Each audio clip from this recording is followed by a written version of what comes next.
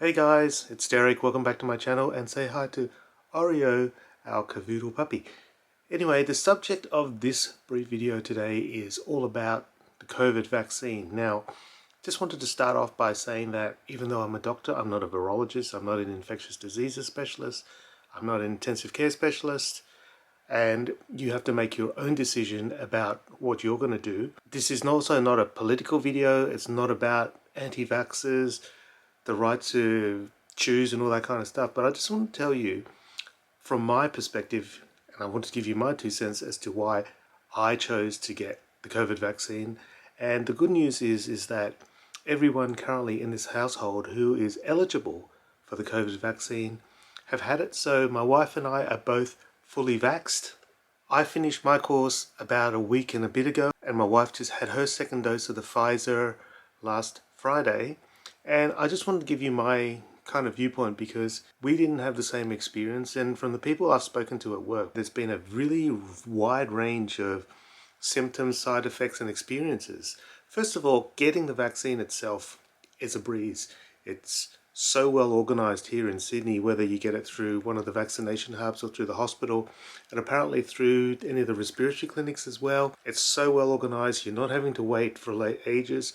You can book your appointments online, and the eligibility obviously varies a little bit at the moment. And right now in Australia, the Pfizer vaccine is for everyone who is under the age of 50, except kids of course, and those who are in phase 1A, which is the frontline healthcare workers, and anyone who's over 50 is advised to get the Astra Zeneca. Now, there's been a lot of stuff in the news about the side effects of both the vaccines, and these are the only two that are currently available in Australia. We don't have the Moderna or any of the other ones, but the major thing that's been going on is that there's been concerns, especially with the AstraZeneca, with the very, very low risk that you can develop a blood clot, and in fact that there have been a handful of deaths which have been attributed to blood clots from the AstraZeneca. And clearly I acknowledge that this is a really scary thing, and it's something that you have to make your own decision about. But when you think about the odds, is that, I guess let's face it, if we were in a country which was rife with COVID right now, you wouldn't be even thinking about this decision. It's just a matter of fact that at the moment, Australia, we've been in a very lucky situation where we haven't had a lot of cases, touch wood. We've had the odd outbreak which has scared everyone, but we haven't had the numbers, the horrific, the terrifying numbers that a lot of the other countries have. And as I said, if just ate some Oreos here there, and if we were one of those countries, I think that the very tiny risk of getting blood clots from the vaccine would be significantly outweighed by the risk of dying from getting COVID. So I think this is one of the major reasons why a lot of Australians are holding back on the vaccine, is because we don't have any cases. And I don't believe that that's necessarily a great view, because at some point, you've seen it on a number of occasions anyway, where there's been a breach in hotel quarantine and cases have leaked into the community. And at some point, the government's not going to be able to resist reopening the borders. Whether it's this year or next year, people from overseas are going to introduce COVID-19 into Australia, and we need to be as prepared as possible for that eventuality. I've just moved a little bit because Oreo ran away, but first of all, there's been a wide range of experiences between the two vaccines. As I said, I've got to be quick because Oreo's running. It's quite common to see that, ignoring the serious adverse side effect of the blood clot, that the other common side effects are more common with the first dose of AstraZeneca and much more common in the second dose of the Pfizer. In my experience, a lot of people have had a very varying amount of symptoms. Some people got really sick from it. Some people didn't get any symptoms at all. Overall, it seems like that these symptoms last for maybe 24 hours. And I'll give you my experience. So basically, my first Pfizer, I got a sore arm. Lasted a couple of days. I couldn't actually not sleep on it. Felt tired for a few days afterwards. About a week after I got the first dose, both my wife and I got sick. Now, my wife got sick probably about 4 days after hers, and mine was about 11 days. We were both sick enough to need to go get COVID swabs, and my wife needed antibiotics. It's all settled down now. My wife's first Pfizer shot, she got a sore arm, and as I said, those symptoms. And the second shot, I actually barely got anything. My arm wasn't even as sore as the first one.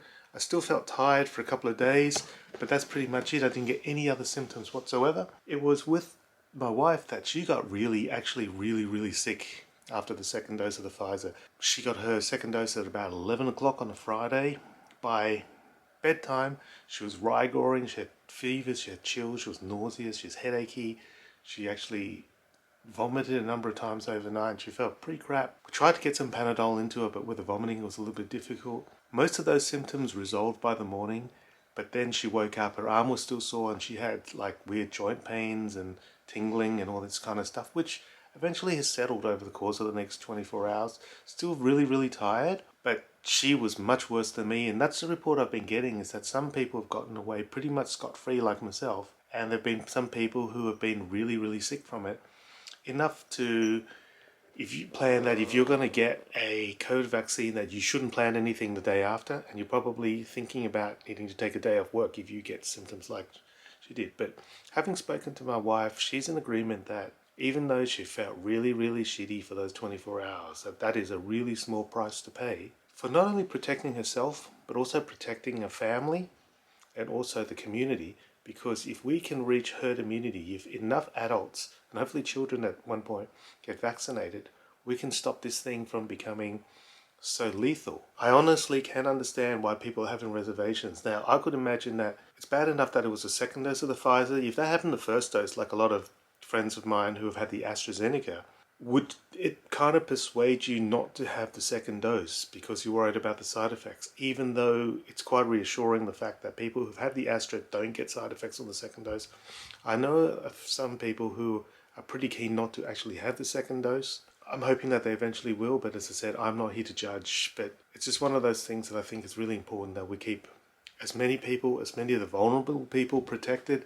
And considering the fact that no one in the community really takes this very seriously right now, no one's wearing masks, no one's social distancing, I think it's really, really important. And it makes me feel safer. It makes our family feel safer that we're both now fully vaxxed. It will take another couple of weeks for us to have the full immunity because my wife only got hers on Friday. But I'm really happy that we both managed to get the vaccine. And if Oreo could have the vaccine, he should have it too.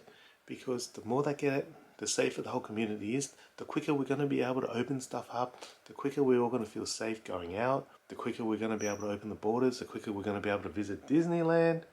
That's something that unfortunately Oreo will never get the opportunity, I don't think, to see, but we'll definitely send him pictures of that. But yeah, as I said, I'm not here to judge anyone.